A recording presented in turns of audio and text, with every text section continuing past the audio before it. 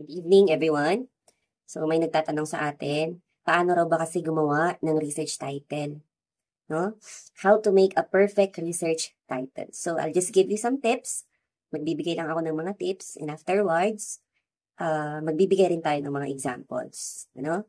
So, siguro, student din itong nagtatanong. Okay naman. It's either a college student or a senior high school student. Para raw, alam niyo ang gagawin sa next na study na gagawin niya. So, magbibigay tayo ng tips on how to make a research title for both qualitative and quantitative research. So, usually, meron tayong dalawang research sa senior high. Actually, tatlo yon.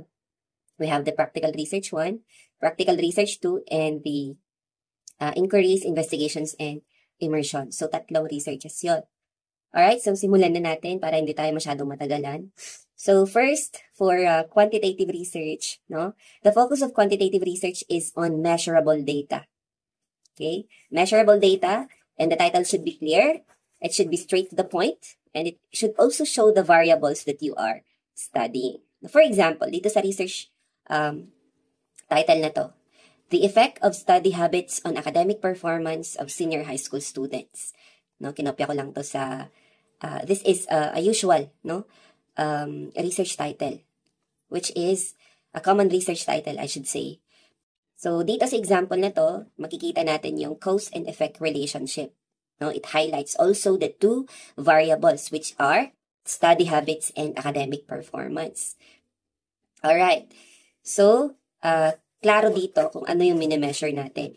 What are we measuring? We are looking into the effect of study habits on academic performance. So, the independent variable here would be the study habits, and the dependent variable would be academic performance. Alright, so sunod naman tayo doon sa qualitative research. Okay, pag sinabi natin qualitative research, we do not focus more on measurable variables or data, but rather we focus on experiences, perceptions, deeper understanding ng ating phenomenon. Okay, anong ibig sabihin nun? Hindi na tayo magpapaka-technical masyado doon sa pag-a-analyze ng ating data. For example, meron tayong research title dito.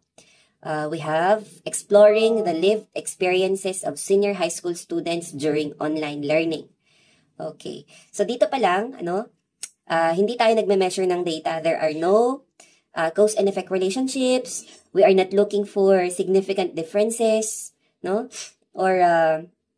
we are not looking for a significant effect of one variable to another, but rather we are gathering stories or insights from participants.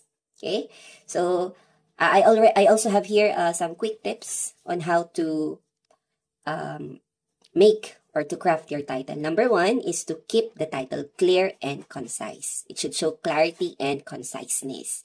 Ibig sabihin, it could also be, in other words, it should be short and brief.